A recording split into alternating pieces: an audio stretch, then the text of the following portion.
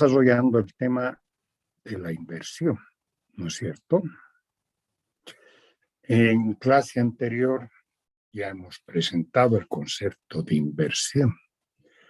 Hemos indicado que es crear una nueva empresa, la inversión neta, y hemos relacionado con el balance de apertura. El balance de apertura nos ha permitido iniciar nuestra vida contable, ¿no? Y nuestra carrera, ¿verdad? Porque con el balance de apertura han comenzado las primeras prácticas de contabilidad, ¿no?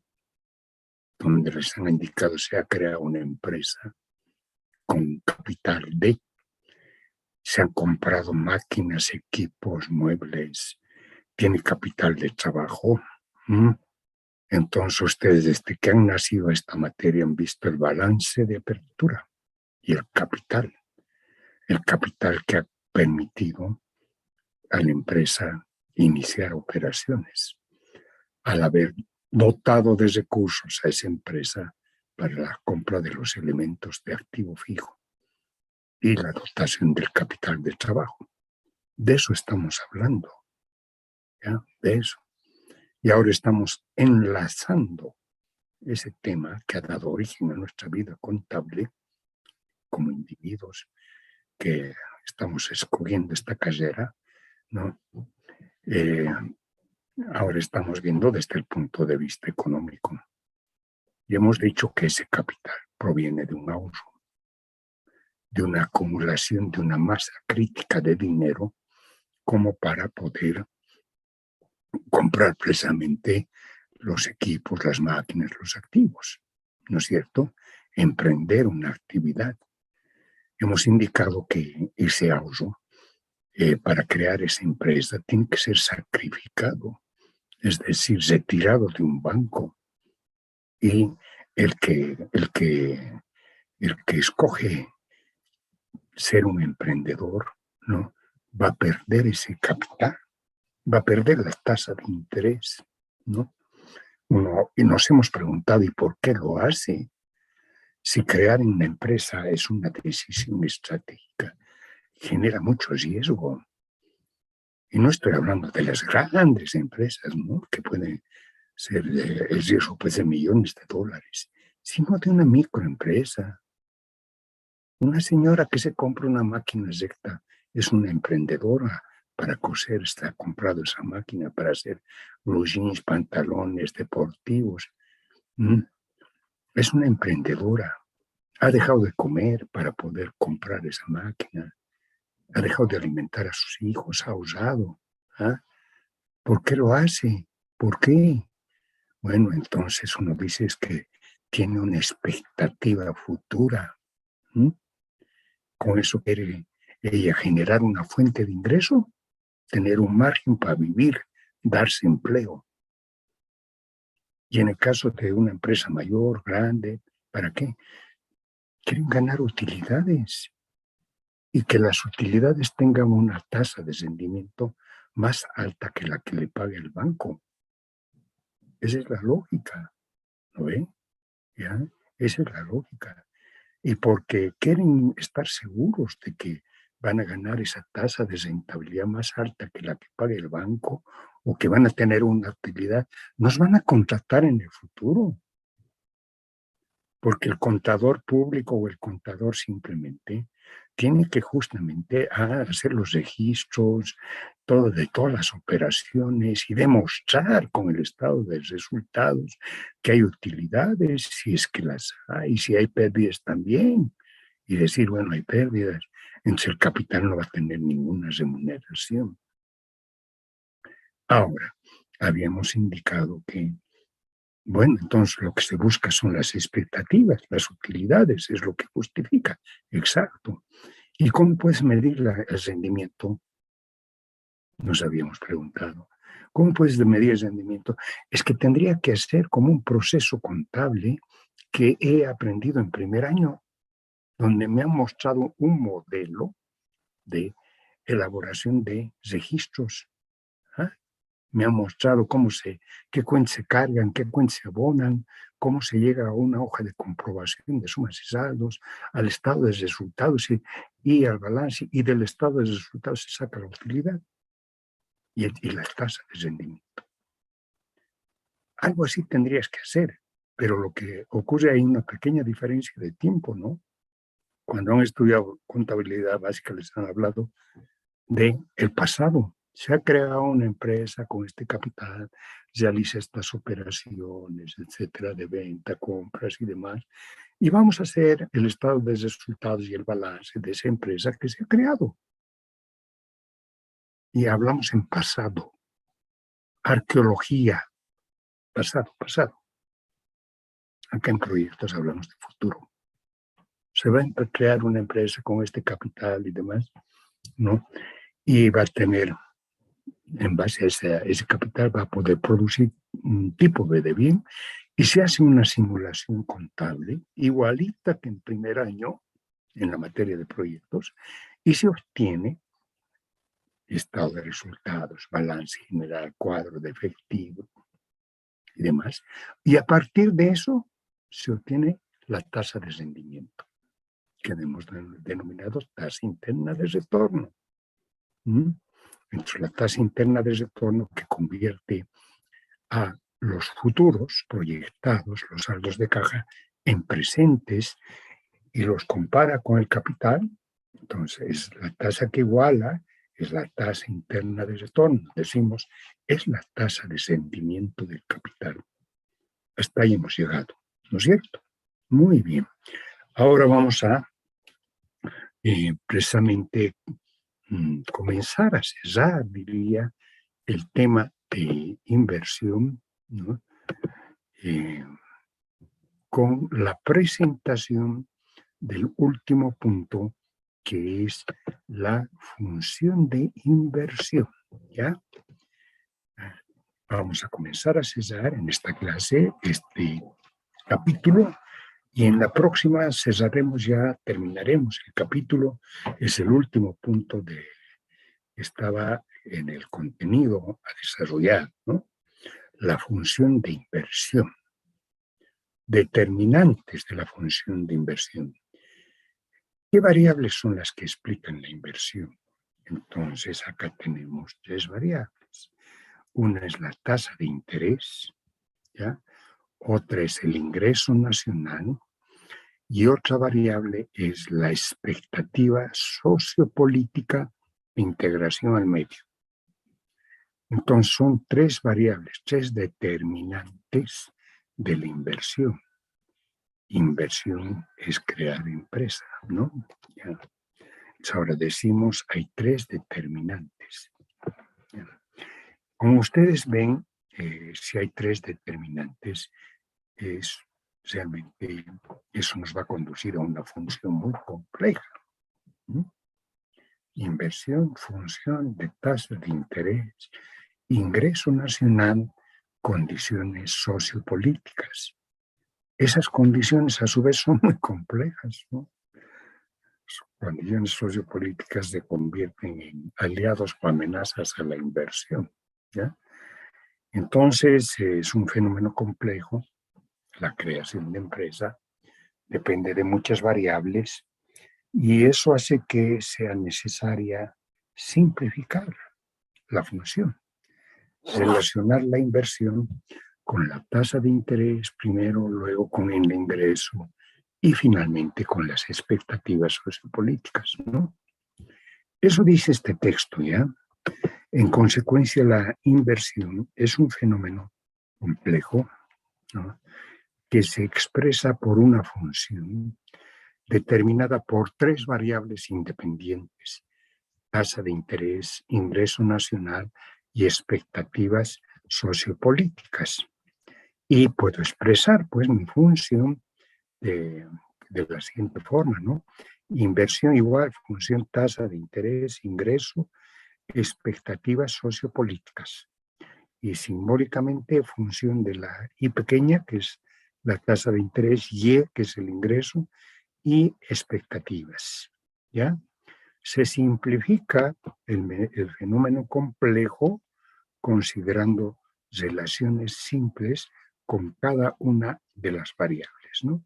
Entonces nos vamos a preguntar qué ocurre si sube la tasa de interés, qué pasa si baja la tasa de interés, qué ocurre con la inversión, qué ocurre si sube el ingreso nacional o si baja el ingreso nacional, qué pasa con la inversión y qué ocurre finalmente si las expectativas se convierten en aliadas de la inversión o en unas amenazas para la inversión. ¿Qué puede ocurrir con la inversión? ¿Ya? Eso lo veremos en forma progresiva, ¿no es cierto? Entonces comenzamos con la función simple inversión, tasa de interés, constantes, el ingreso y las expectativas sociopolíticas, ¿ya? Para que sea más fácil la comprensión, voy a comenzar con un dibujito. ¿No? Es más fácil hablar de un dibujito, ¿no? Y luego se puede leer el texto, ¿ya? Entonces, ¿qué muestra este dibujito, esta gráfica? A ustedes les muestra que usó el par de ejes, ¿no? Cartesianos. En eje de ordenadas está la tasa de interés, ¿ya? Y en el eje de abscisas está la inversión. Cuando uno dice, ¿cuál tasa de interés? Uno puede preguntarse, ¿no? ¿Cuál tasa de interés? Pero ya hemos dicho, la tasa de interés que ganan los ahorros en los bancos. Esa tasa de interés. ¿Ya? Es decir, hemos indicado que cuando se funda la empresa con capital que esté en el balance de apertura, el emprendedor ha traído sus ahorros. ¿No? Ha traído sus ahorros que ganaban una tasa de interés en los bancos. ¿Sí? Entonces estamos relacionando la inversión con esa tasa de interés. ¿Y por qué ha traído el capital si ganaba una tasa de interés? Ha traído porque cree que la tasa interna de retorno, o le han hecho creer, o le han explicado, o han hecho un proyecto que indica que la tasa interna de retorno es mayor a la tasa de interés. ¿Mm? Si la tasa de interés es que está perdiendo, aquí dice tasa de interés, si la tasa de interés es baja, ¿no es cierto? Si es muy pequeña, la inversión es mayor. ¿Por qué? Porque hay una comparación con la tasa interna de retorno. Ayer hemos visto terminó el tema tasa interna de retorno. Se le indica, usted puede ganar 10%, por ejemplo, ayer hemos sacado, ¿no? ¿Ya? Si la tasa interna de retorno es 10% y en el banco te están cobrando una tasa de interés o te están pagando una tasa de interés de 5%, entonces asumes el riesgo. Se asume el riesgo de ya sacrificar ese ahorro, convertirlo en capital, crear la empresa que se enfrenta a muchos riesgos, ¿m? Políticos, etcétera, ¿no? Riesgos internos, externos. Ingreso al mercado es el riesgo microeconómico, ¿no? Si la tasa de interés es baja, la inversión es mayor. Si la tasa de interés que pagan en el banco se eleva, ¿no? Entonces, la tasa interna de retorno, entonces, muchos proyectos con bajas tasas internas de retorno no se realizan y la inversión es menor. ¿Ya? En Argentina, debido a la crisis, la tasa interna desde la tasa de interés llegó al 60% para depósitos a plazo fijo. Si es una tasa de 60, para que invierta alguien, tiene que ganar pues más del 60%, ¿no? Su tasa interna de retorno tiene que ser 70, 80, 100, 120, 140, el doble, ¿no? ¿Ah? Si no, ¿para qué vas a invertir? Mejor es quedarse en la casa, agarrar la plata, estoy ganando 60% en el banco, sin hacer nada, viendo televisión. Prefiero dejar la plata en el banco. ¿Para qué voy a llevar a una empresa si el banco me paga 60%? ¿Te imaginas? ¿Se imaginan ustedes eso? ¿Ah? En cambio, si es como en Bolivia, que la tasa de interés de depósitos a plazo fijo apenas llega a 5%, muchos negocios pues van a tener una tasa interna de retorno mayor, 20, 30, 40, 70. Vale la pena arriesgarse, hay que invertir. Eso es. ¿Ya? Entonces voy a mejorar acá este gráfico, esta explicación, porque no me gusta mucho, está media confusa, ¿no? Acá, tasa de interés.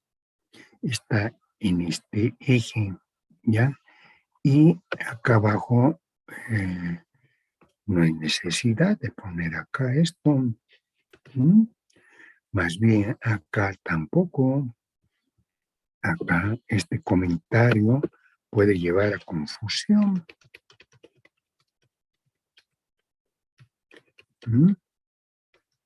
En este eje se toma en cuenta la inversión, tasa de interés, ¿ya? Si es elevada, la inversión es menor, si es baja, es mayor. ¿Cuál es la causa? La comparación con la tasa interna de retorno. Entonces, acá sí puedo escribir, ¿no? Acá puedo escribir y decir, a ver, acá puedo abrir entre paréntesis lo siguiente, decir, ¿no? Comparación con tasa de interés. A baja tasa de interés,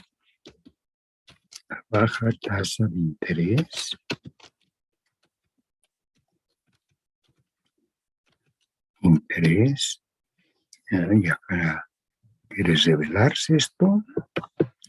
No, entonces no le vamos a permitir. A baja tasa de interés, mayor o a baja tasa de interés, ya las tasas, muchas tasas, a baja tasa de interés, mayor inversión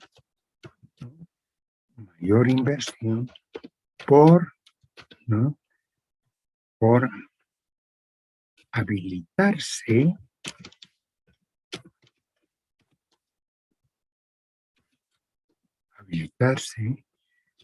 nuevos proyectos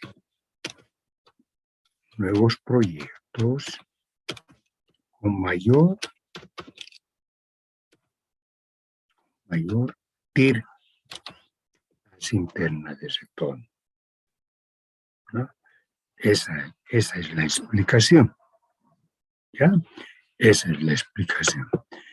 Y eso dice este texto en la parte superior, ¿no? Una vez que tenemos el dibujito, podemos leer el texto, reforzar, ¿no? La tasa interna de retorno que se ha determinado en un proyecto de inversión se la compara con la tasa de interés pasiva de los bancos o una tasa de título del mercado de capitales que refleje el costo de la oportunidad perdida. Aquí está subrayado, se la compara, dando los siguientes escenarios. Primer escenario, tasa interna de retorno mayor a tasa de interés, se recomienda la inversión. El ahorro gana menos en un depósito a plazo fijo o en un título del mercado de capitales, en el caso de sacrificar el ahorro para convertir en capital de una empresa. Segundo escenario, tasa interna de retorno es menor a tasa de interés.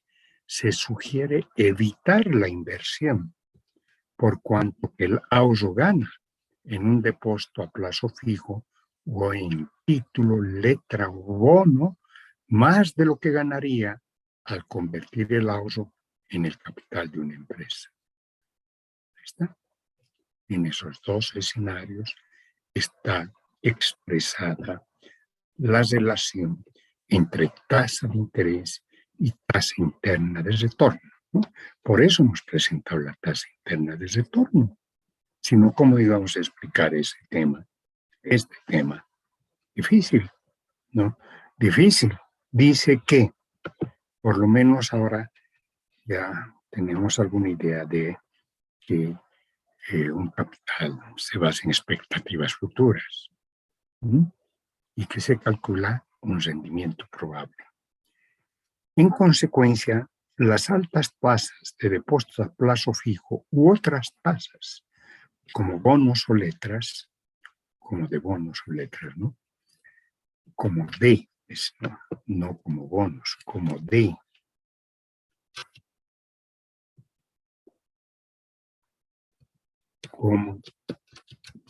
bonos o letras, eliminan a muchos proyectos con bajas tasas de retorno, o a la inversa,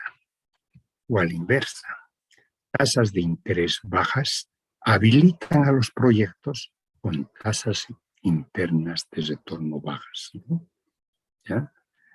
Si en nuestro país un proyecto nos dice va a ganar 10%, podría ganar, qué bien, entonces recomendable, porque en el banco solo pagan 5%. Valdría la pena quizás sacrificar, ¿no?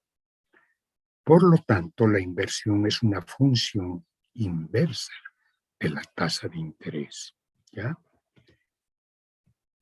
La hipótesis de la relación inversa entre tasa de interés e inversión es aplicada por los bancos centrales mediante determinación de su tasa de préstamo a los bancos. El Banco Central de un país es el financista de primer nivel, ¿no? Es decir, si un banco tiene deficiencia en liquidez, es decir, no puede respaldar el retiro que hacen los clientes de sus depósitos, pues el Banco Central sale en apoyo, en ayuda, le da una línea de crédito, un préstamo, le presta a una tasa de interés. Esa tasa de interés es la tasa primaria del sistema financiero, es la tasa de aquellos que son los dueños del dinero, ¿no? El Banco Central. Entonces, cuando el Banco Central tiene la tasa primaria baja, los bancos tienen tasas de interés baja para los créditos, pagan también una baja tasa por los depósitos a plazo fijo. Todas las tasas bajan. Si el Banco Central no sube la tasa de interés, entonces los bancos privados también tienen que subir la tasa de interés que dan a sus clientes, y para pagar esas tasas también suben las tasas de depósitos a plazo fijo, ¿ya? O a caja de ahorros. Cuando suben esas tasas, disminuye la inversión. Esta teoría, esta hipótesis es reconocida por todos los bancos del mundo. Es un instrumento de la política monetaria, la tasa de interés, ¿no?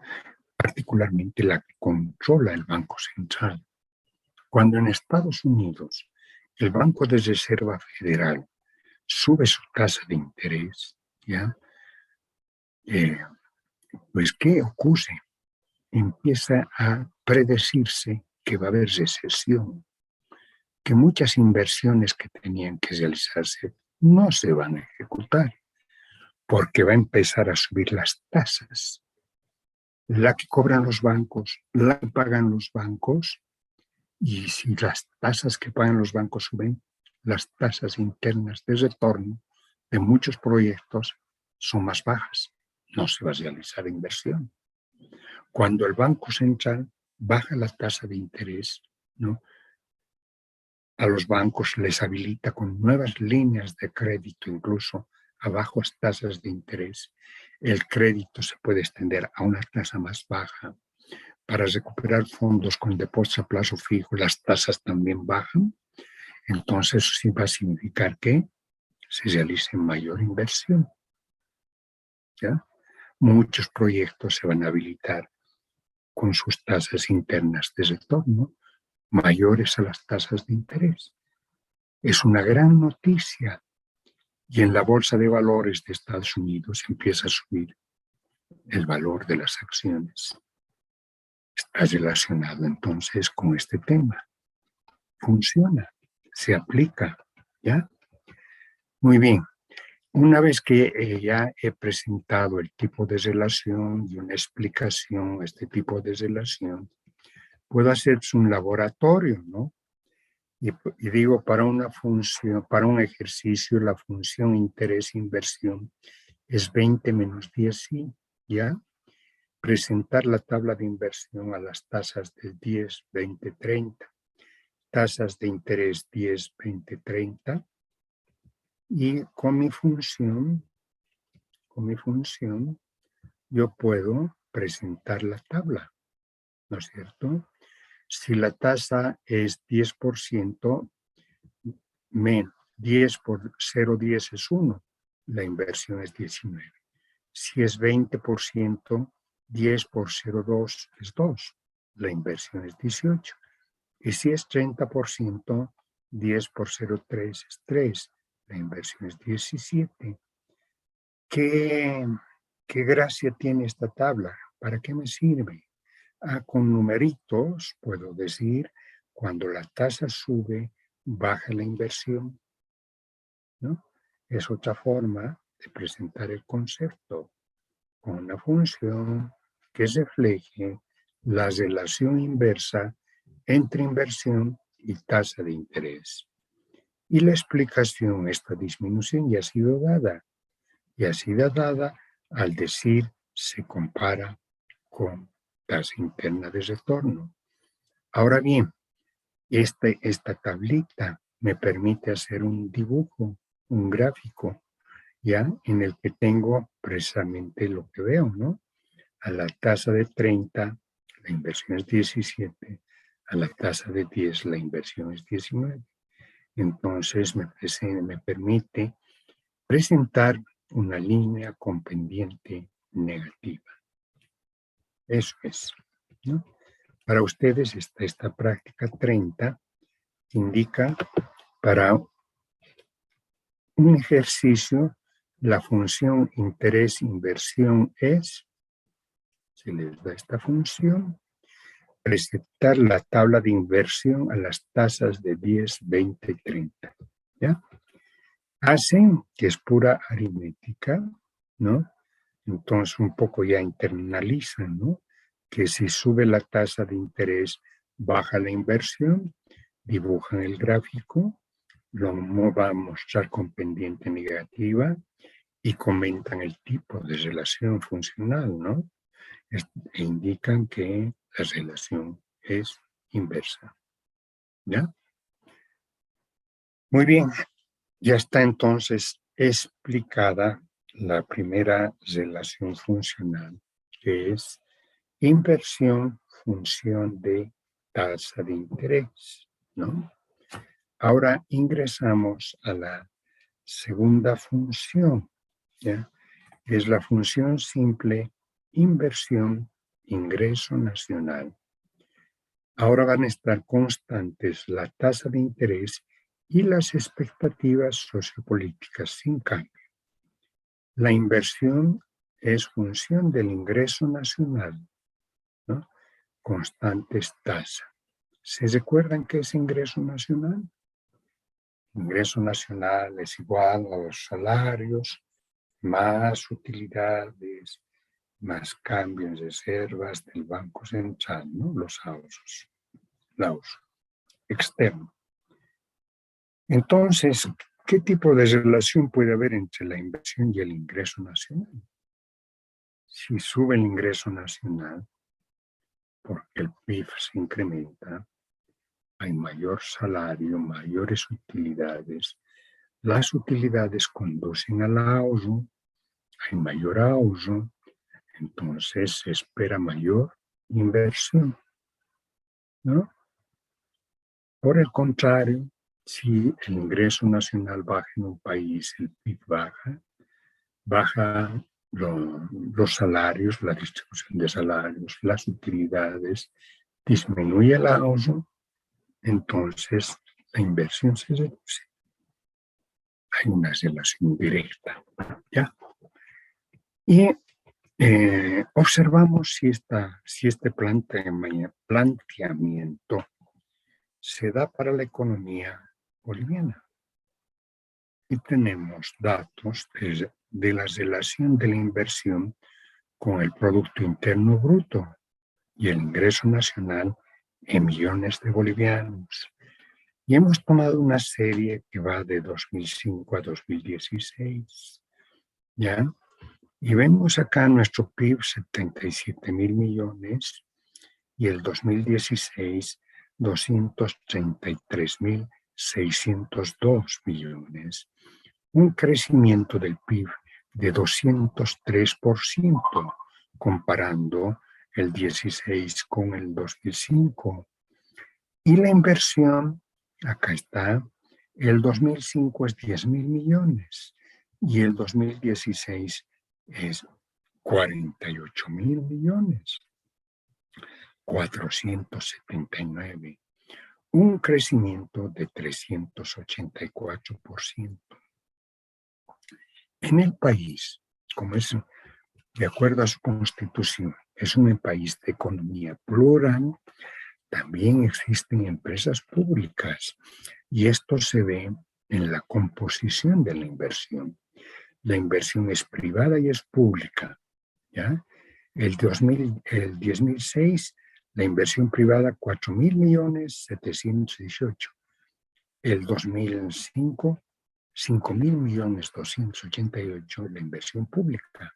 Y aquí es mayor aún la diferencia.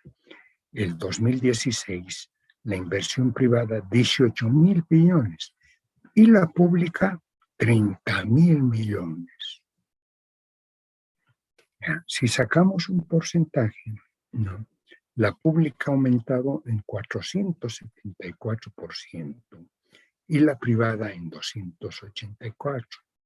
O sea, la mayor causa de incremento de la inversión en general es por la inversión pública, ¿no? Fuente Memoria de la Economía Boliviana, el año 2016, página 284. A mí me interesa establecer la relación funcional, ¿no? Entonces, utilizo el par de ejes y en el eje de las ordenadas, de acá, en este eje de las ordenadas, en miles de millones está la inversión. Y en este eje está el Producto Interno Bruto, el ingreso nacional, ¿no? Entonces yo tengo que, de acuerdo a estos datos para Bolivia, el Producto Interno Bruto es 77 millones el 2006, ¿no? Y acá el 2016, acá está el año, es 233.000 millones. Cuando el Producto Interno Bruto es 77.000 millones, la inversión que está en este eje es 10.000 millones. Y cuando estamos con 233.000 millones, la inversión es 48.000. O sea, acá dice inversión variable, dependiente, relación directa con producto, el PIB, el ingreso nacional. Sube el ingreso nacional, sube la inversión en el país, ¿ya? Entre los años 2005 y 2016 se dio un incremento de 203% en el PIB nominal y la inversión tuvo un crecimiento de 384%. En Bolivia, a 2016, en la torta de la inversión, La mayor significación corresponde a la inversión pública, 63%. Para un año que no está en la tabla, para el 2017, de 55.000 millones de bolivianos de inversión, el 65% es inversión pública. Memoria de la economía boliviana, página 290. Esta es la torta de la inversión. Y la inversión pública es 65% y la privada es 35%. Entonces, lo que dice el gobierno, ¿no? Nuestro motorcito interno es la inversión pública, la creación de empresas públicas, el gasto público en infraestructuras, etcétera. Esa es la inversión pública, ¿no? Y es el motorcito interno porque el total de la inversión, 65%, corresponde a la inversión pública para el 2017, ¿no? 65%. Y la cifra es elevada, ¿verdad? Aquí está, la cifra para el 2016 es 30.000 millones de bolivianos ese año. 30.000 millones es casi 4.000 millones de dólares, un poco más, ¿no? Para este año el gobierno ha estimado también una inversión pública igual, elevada, ¿no? Sobre los 4.000 millones.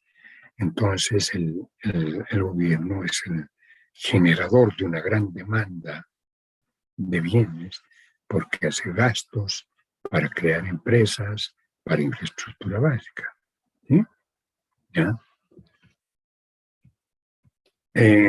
Más adelante se verá cómo se financia la inversión pública y privada. En consecuencia, si ya he visto estos datos de Bolivia, puedo presentar la relación funcional inversión-ingreso.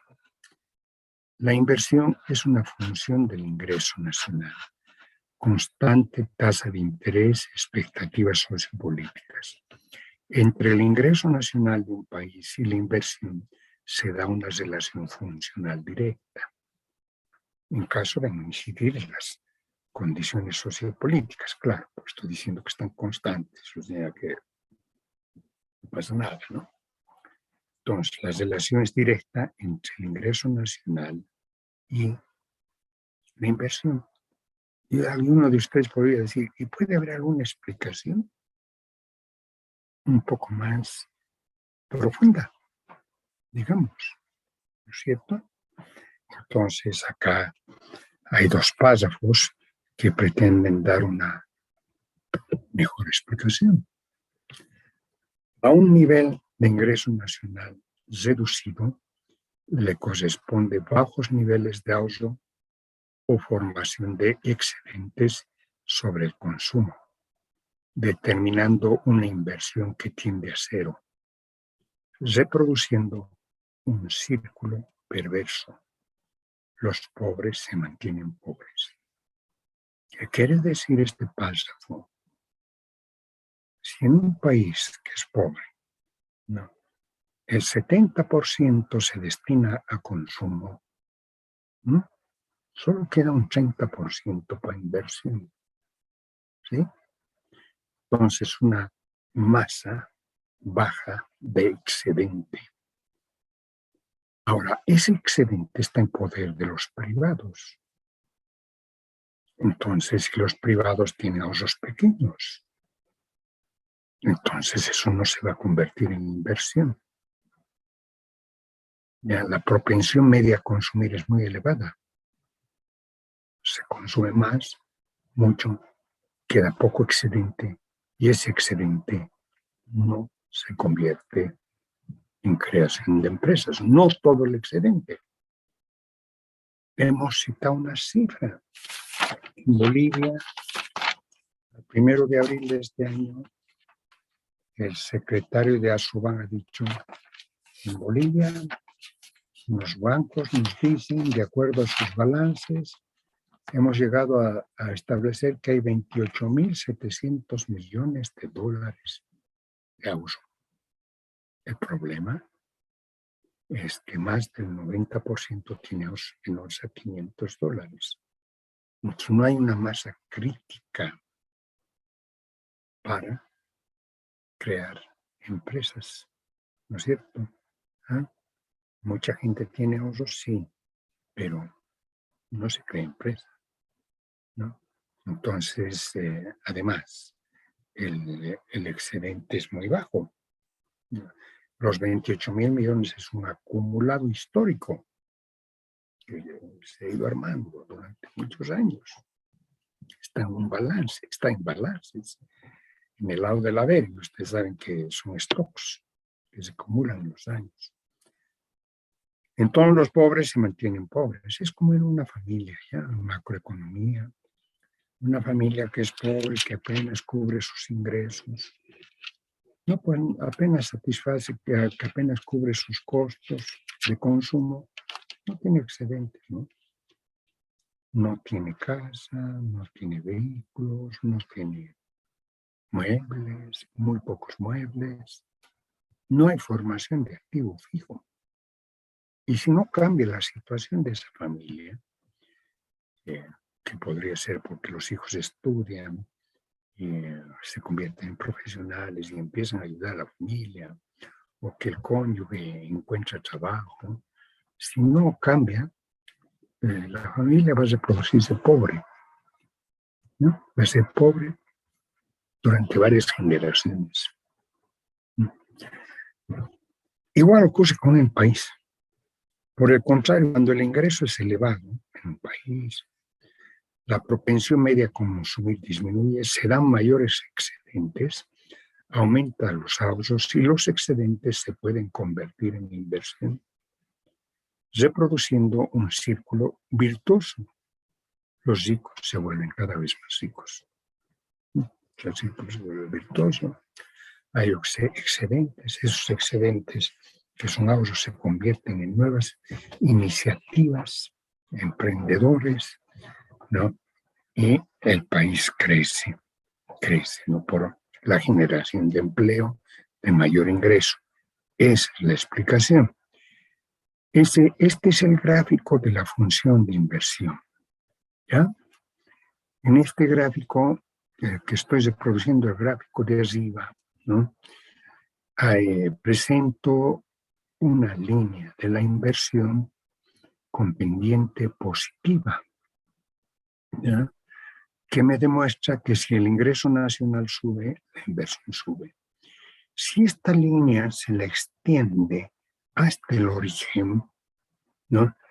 Hasta el origen en este eje de ordenadas, cuando el ingreso llega a ser cero, existe un importe que se denomina inversión autónoma. Inversión autónoma.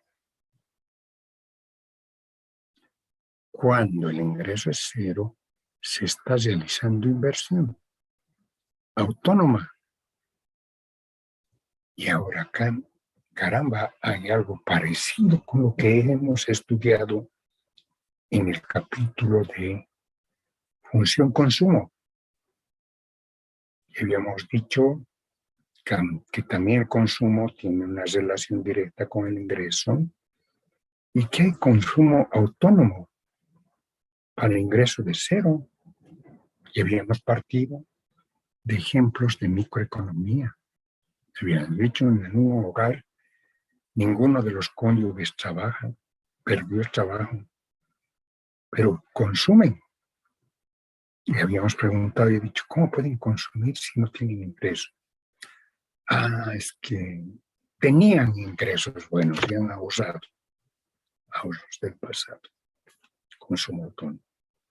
O hemos dicho,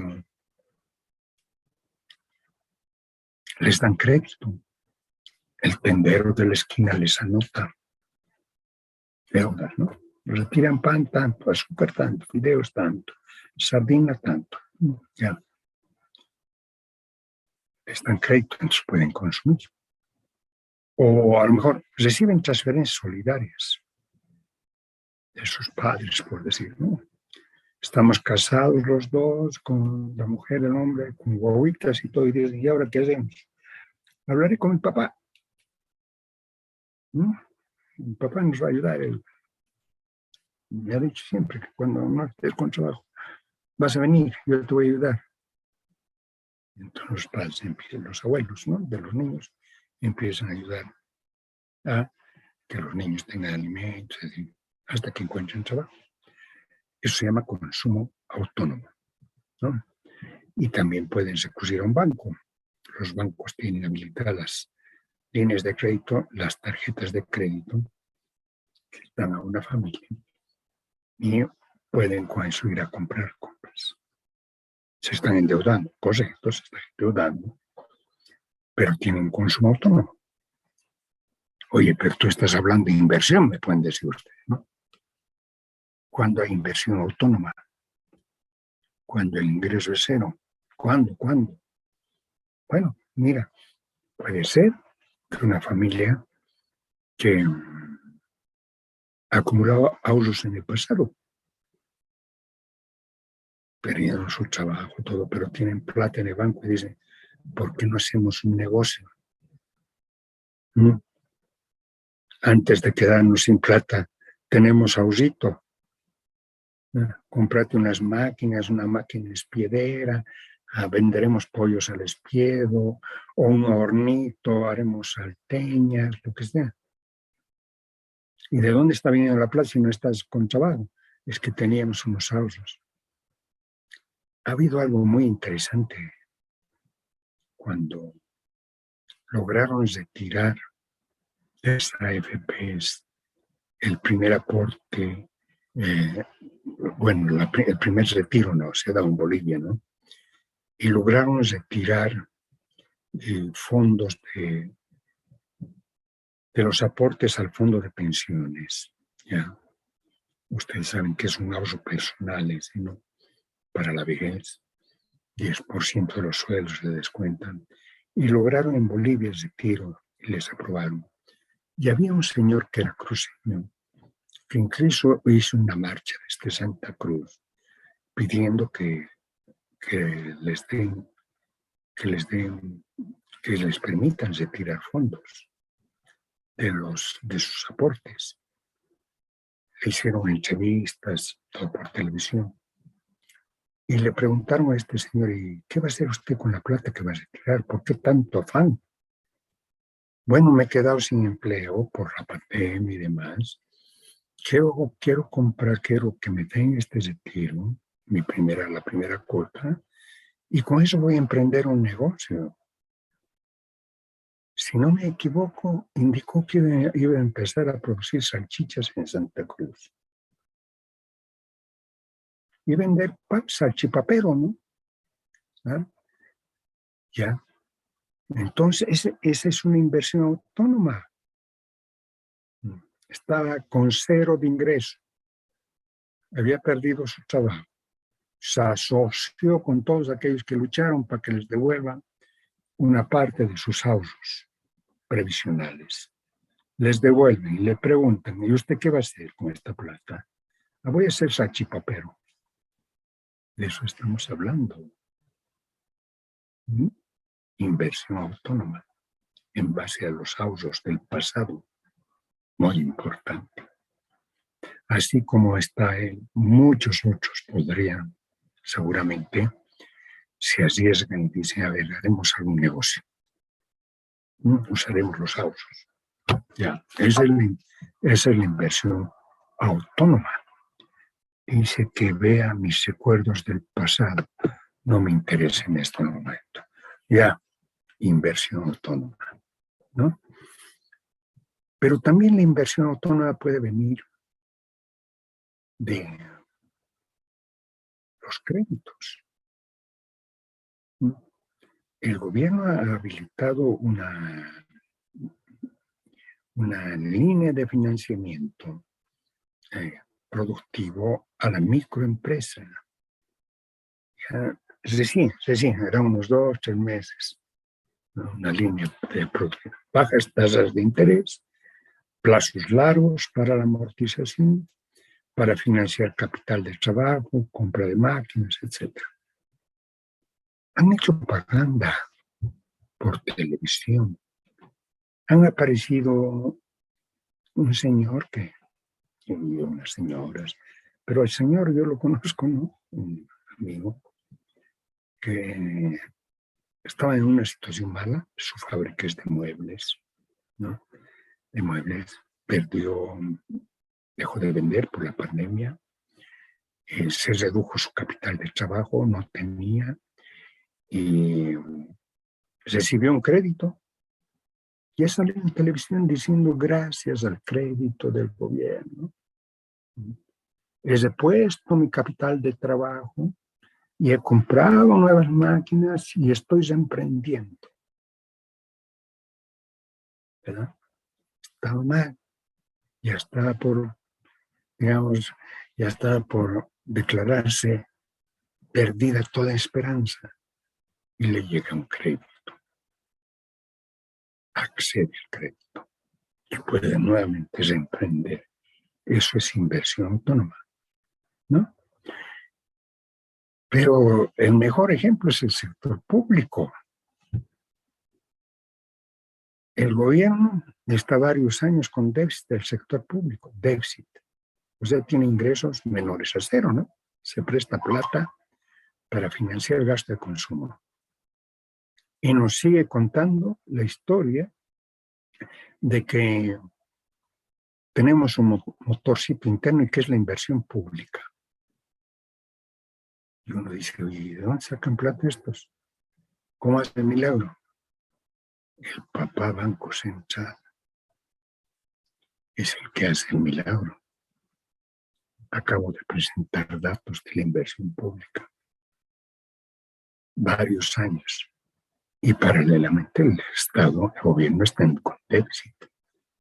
Y nos dicen que este año vamos a seguir creciendo porque la inversión pública va a ser la que va a financiar o va a permitir la expansión de la demanda. Cuando también nos dice que vamos a estar con déficit. Entonces ustedes pueden preguntarse, oye, ¿de dónde viene la plata? Si está sin déficit. En este caso es del Papa Banco Central. Entonces acá hay un gráfico muy, a mi criterio, muy bello. Es este.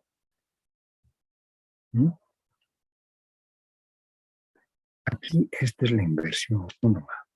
A1, A2. Aumenta la inversión autónoma debido a inversiones realizadas con ahorros del pasado, crédito del sector público,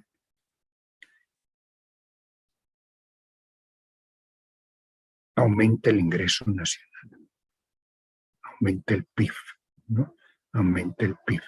O sea que la inversión se incrementa. Para cualquier nivel de ingreso nacional, la inversión se incrementa. ¿No? Para cualquier nivel. Entonces, acá nosotros nos presentamos una relación directa, pero puede haber mayor inversión si hay inversión autónoma, mayor inversión. Y en el próximo capítulo, que posiblemente comencemos la próxima semana, vamos a ver la importancia en macroeconomía de la inversión autónoma y el consumo autónomo. Vamos a ver la importancia en la reactivación económica. Reactivación del empleo, del Producto Interno Bruto, del ingreso. Me estoy preparando para llegar al próximo capítulo. Gracias a esta función de inversión compuesta por inversión autónoma más C minúscula por propensión marginal a invertir más ingreso del ejercicio, ¿no? ¿Ya? Ahora, ¿cuándo también puede crecer la inversión autónoma? ¿En qué otras circunstancias? Cuando viene ahorro del extranjero, para invertir. Cuando llega inversión extranjera, y uno dice, pero no pues, esta es una propaganda de los imperialistas, ¿sí, no? Propaganda de los imperialistas, ¿no?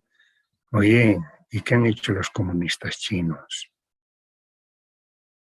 ¿Sabes un poquito de la historia de los comunistas chinos? ¿Sabes quién era Mao Zedong? ¿No? Líder del Partido Comunista Chino, cuando vivía. Mao Zedong quería hacer una revolución cultural. Decía, somos pobres porque acá hay una gran cantidad de gente en las ciudades que no produce, que come, ¿no? Los que producen son los del campo. Discriminan a la gente pobre. ¿Y qué hizo Mao Zedong? Dijo, la gente de la ciudad tiene que ir a trabajar al campo. Estudiantes y todas las personas mayores, caramba, al campo, a trabajar, a producir legumbres, papas, todo, a criar animales, vayan al campo. Cuando muere Mao Zedong estaban más pobres que antes, ¿no? Y miles de millones son ellos. Entonces, ¿qué dijeron los dirigentes del Partido Comunista Chino? No funciona este modelo. Tenemos que traer las nuevas tecnologías a nuestro país. Inversión privada extranjera.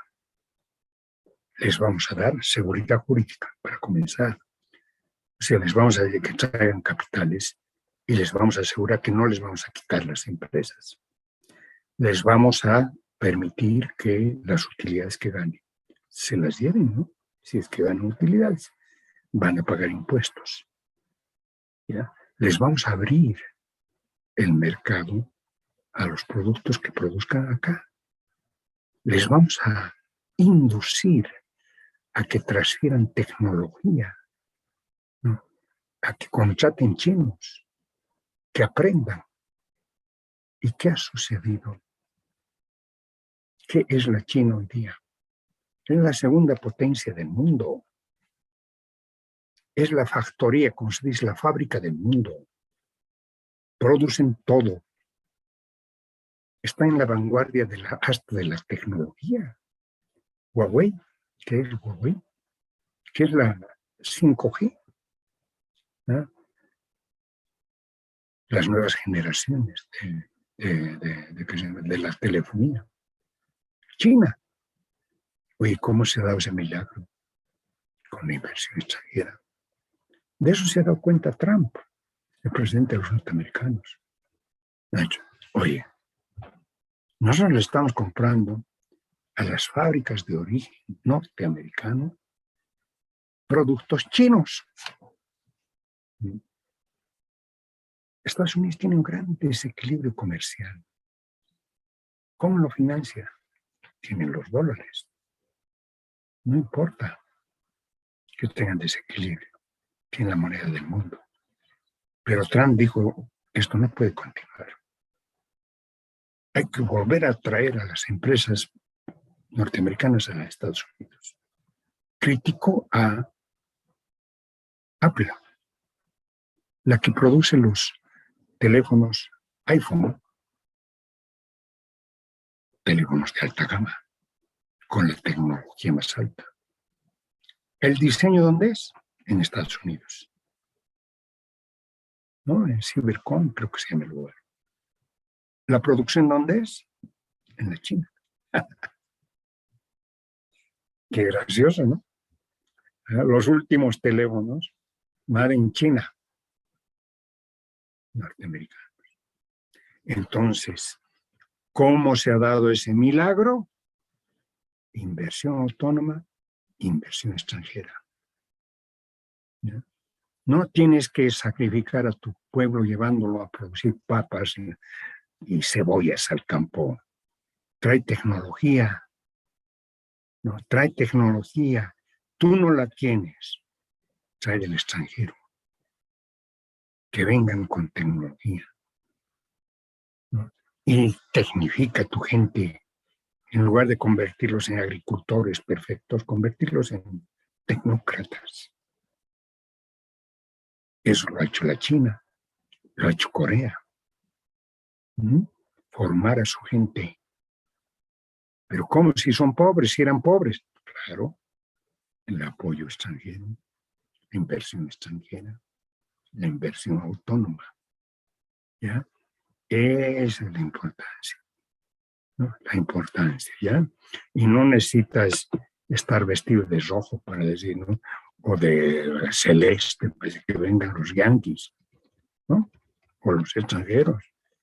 Ser pragmático y puedes seguir siendo rojo toda tu vida. Así, ¿no? ¿Ya? Ser pragmático, la cuestión es que se produzca más, con justicia, obviamente, ¿no? Porque si no eres justo, nadie va a venir del extranjero a decir, pondré mis visados aquí, sé que me los van a quitar. No, no vienen. No dicen, no. País de alto riesgo, ¿no? País de alto riesgo. ¿Ya?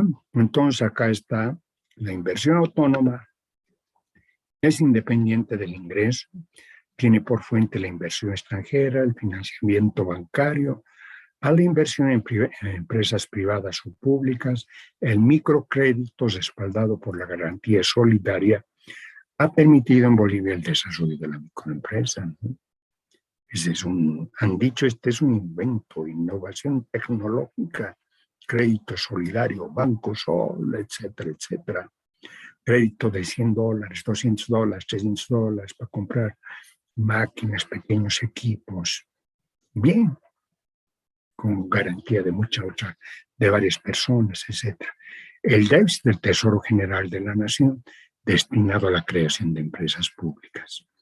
En un gráfico, el incremento en la inversión autónoma se refleja en el desplazamiento en eje de ordenada del punto de origen de la curva de inversión-ingreso, representado. La curva se desplaza hacia arriba al incrementarse la inversión autónoma. Por ejemplo, en la inversión autónoma está la inversión que realiza el sector público financiando los gastos con préstamos del Banco Central, con independencia del ingreso anual fiscal y de la tasa de interés, sí, en la tasa de interés, ¿no? Que había presentado arriba. Eso funciona para los privados. Para el sector público no funciona eso, ¿no? La inversión pública no se guía por la obtención de utilidades. No les importa la tasa interna de retorno, ¿no? Sino por razones de soberanía y de desarrollo de sectores estratégicos, ¿verdad? Siendo positivos, ¿no? Siendo positivos, es decir, con una mirada positivista, ¿no? ¿Y por qué hacen inversión pública? Es que si no, no desarrollas, ¿no? ¿Quieres desarrollar el norte de La Paz? Sí. Haz pues el ingenio azucarero de San Buenaventura, ¿no? A la larga, algún día habrá materia prima ahí, porque ya está la fábrica. Por el momento no hay, pero a la larga sí, ¿verdad? Entonces es lo positivo. Y la tasa de interés, ¿qué te importa? Si es plata del Estado. En Bolivia, las inversiones de mayor significación entre 2006 y 2016 se realizan en sectores de hidrocarburos y de energía eléctrica. Endes ha recibido más de $1.000 millones. ¿Ya? Claro, positivo, sí. No hay apagones de luz. Tenemos una gran producción de energía. Hasta en algún momento se ha dicho, vamos a exportar energía. Y aquí tienen ustedes una lista para que vean la magnitud de la inversión pública. 2012, Huaracachi, $102 millones. 2013, Río Grande, $160 millones. Planta separadora de líquidos. Planta separadora de Gran Chaco, $700 millones. 2014, planta petroquímica Bulo Bulo, Uria, $960 millones. Son inversiones cuantiosas, ¿no? ¿Ya? Sumatoria de créditos del Banco Central al sector público a diciembre de 2015, $27.600 millones o $3.795 millones. Entonces, cuando uno dice, ¿cómo se lo han comido del 2014 al 2004, al 2020 que estamos ahora, o 22, 10.000 millones porque las reservas han bajado de 15.000 millones a 4.500 millones? ¿Cómo? Bueno, hay muchas inversiones públicas, millonarias, ¿no es cierto? Se ha ido porque traen equipos del extranjero, se ha ido en esas inversiones. Ya las inversiones del sector público desplazan la curva hacia arriba, ¿no? Por otra parte, los gastos autónomos en inversión también se incrementan cuando llegan al país capitales extranjeros para crear nuevas empresas. Ejemplo, según el Banco Central, la inversión tuvo un crecimiento constante del 90 al 98 debido a la inversión directa extranjera concentrada en área de hidrocarburos, estimada en 3.500 millones de dólares, que representa el 50% de la inversión que llegó al país en los años indicados. Fuente diario, etc. La inversión en esta área multiplicó las reservas de gas, pasando de 5 trillones a 55 trillones. Hoy en día, muchas de esas empresas que llegaron en ese momento siguen explotando los pozos, ¿no? Es el caso de Total, de Petrobras, de Repsol, ¿no? Las más grandes, ¿ya? Aquí tiene una tabla de inversión en Bolivia, millones de dólares, 3 años.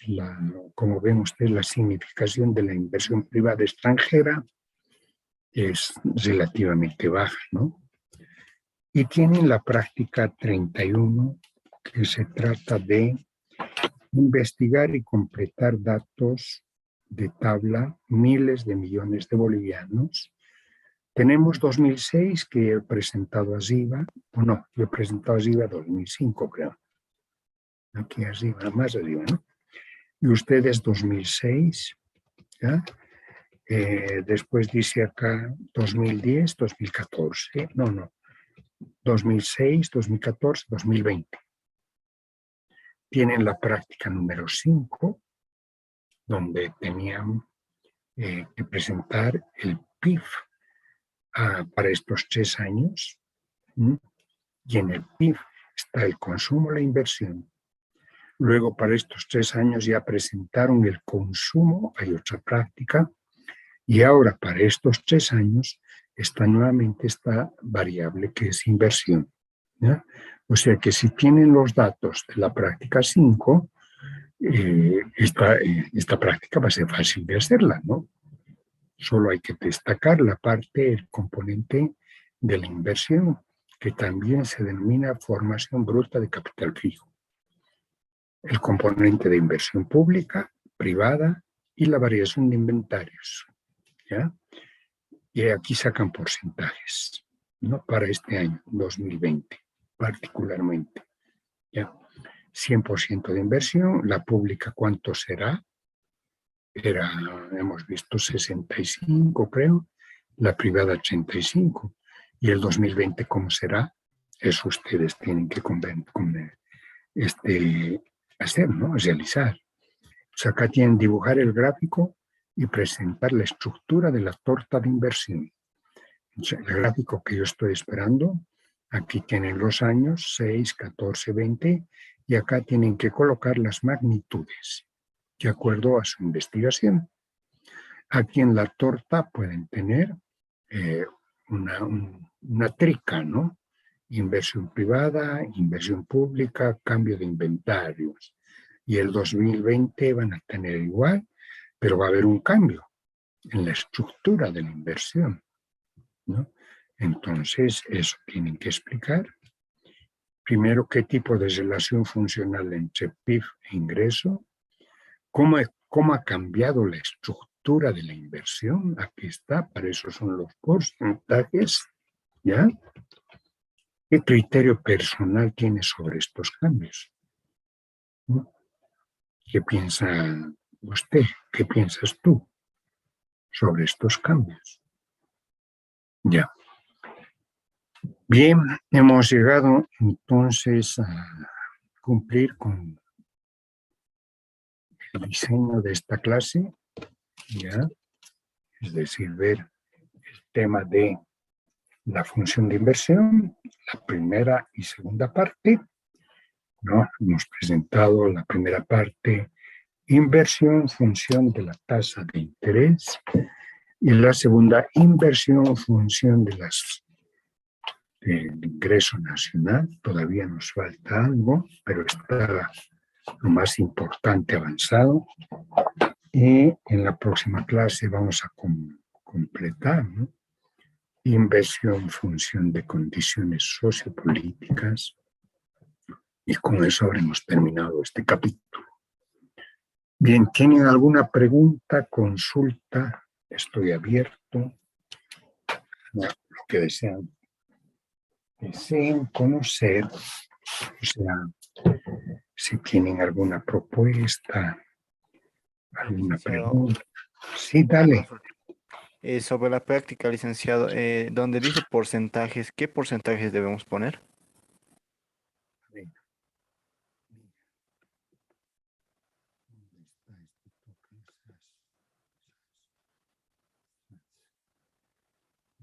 Hemos llegado acá. Y en función, mira, acá, ¿no? Aquí, acá hay unas cifras, ¿ya? Hay unas cifras de la inversión, ¿no es cierto?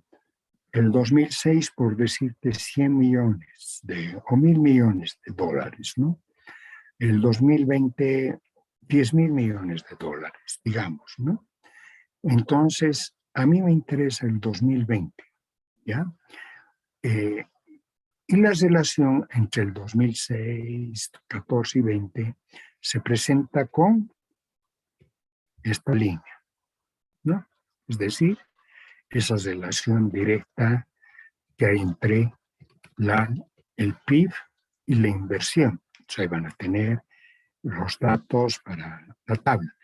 Tú me estás preguntando concretamente de la estructura, pero la estructura se realiza obteniendo acá el porcentaje, ¿ya? Acá, por ejemplo, para el 2020, si yo digo 10.000 millones de inversión, total inversión 10.000, y que la inversión pública es 6.000 millones, entonces acá pongo 60%. Y la privada es los otros 4.000 millones, entonces pongo acá 40%.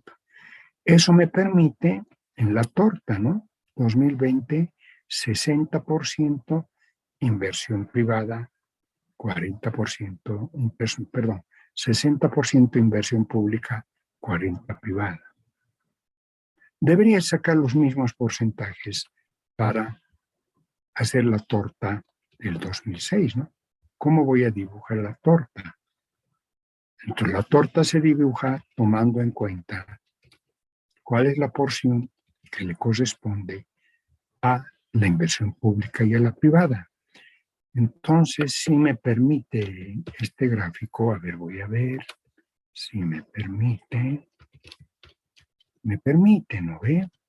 Entonces, yo voy a aumentar acá el porcentaje. Acá voy a tener un poco más, me extenderé, creo que puedo hacerlo. Así.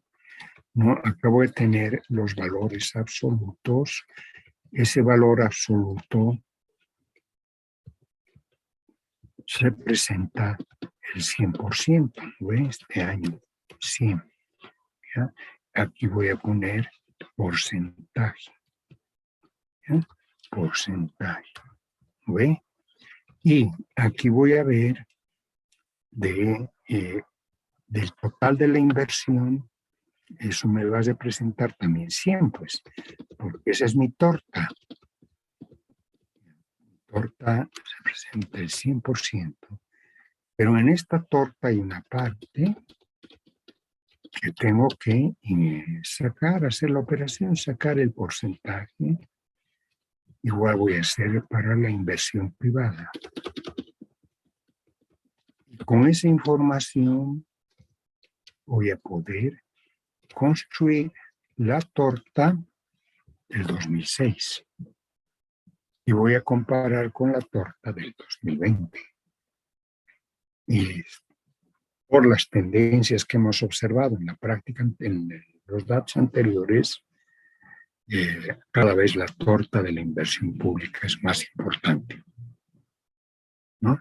Entonces, lo que se desea con esta práctica es que demuestres con las cifras cómo va creciendo la importancia de la torta, ¿ya? Acá hay una pregunta práctica, debe hacerse con el PIB nominal o real. Y se debe hacer con los datos del PIB por tipo de gasto o por actividad. Son buenas preguntas. Ya me están mostrando que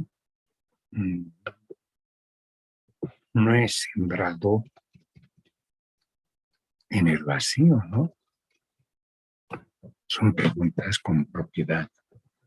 Dicen, esta práctica hay que hacerla con datos reales o nominales. Cuando se indican miles de millones de bolivianos, sin decir a precio de 1990, quiere decir que los datos son del PIB nominal, ¿ya? No del PIB real, del PIB nominal. Entonces, para esta práctica, estoy pidiendo información del PIB nominal. Luego, la otra pregunta que tenía era, me dicen si es del PIB nominal, PIB real, y hay otra pregunta que hacen acá, que indica, ¿cuál es la otra pregunta que hacen? Creo que lo borró el chat nuestro amigo. Ya. Debe ser por tipo de gasto o por actividad económica, ¿no?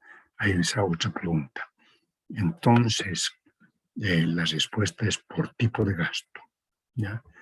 Por actividad económica es justamente la consideración de los sectores, ¿no? De las ramas de actividad que hay en la economía, ¿ya? Y si yo les pidiera por ramo de actividad, les complico la vida miserablemente, ¿no? Porque tendrían que estimar cuál es la inversión privada en la agricultura, ya en la ganadería, en la piscicultura, en la industria, en la minería. No, ya mucho, no. No, por tipo de gasto. Y por tipo de gasto está clarísima la tabla, porque la tabla presenta consumo, inversión. No hay dónde perderse. ¿No? Yo estoy pidiendo solo los datos de la inversión. Muy buenas las preguntas. Muchas gracias, eso me gusta, que de alguna forma participen, hagan conocer su duda. Eso es lo que me Licenciado, gusta. Sí, una dime. consulta. ¿Las prácticas está bien en formato Word dejarlo o lo vamos convirtiendo en PDF? Para subir a Classroom, cuando les solicite que suban, va a tener que estar en PDF, porque no se desconfigura, ¿sabes? ¿No? Cuando está simplemente en Word, a veces se desconfigura, ¿no? En cambio, en PDF queda sellado, me parece, y llega bien, llega para la revisión, para la visualización del trabajo, queda muy clara la práctica, ¿no? La información. Eso es, sí. Está bien, licenciado. ¿Alguien más? ¿Por qué pues? ¿Alguien más quiere participar? Bien, ha sido un gusto estar con ustedes hoy día, 102 estudiantes, y en la clase anterior tenía 112, y en la otra tenía 110. Debe ser que algunos ya están viajando, ¿no? Deben estar yendo a pie algunos, 10 estudiantes por lo menos. Parece que están trayecto a Copacabana. Ya. Muchísimas gracias, ha sido un gusto. Hasta la próxima clase, nos veremos. Adiós, hasta luego, chao. Hasta luego, licenciado. Hasta luego, licenciado. Hasta luego, Luego, licenciado. licenciado. Luego, licenciado. Luego, que les vaya bien.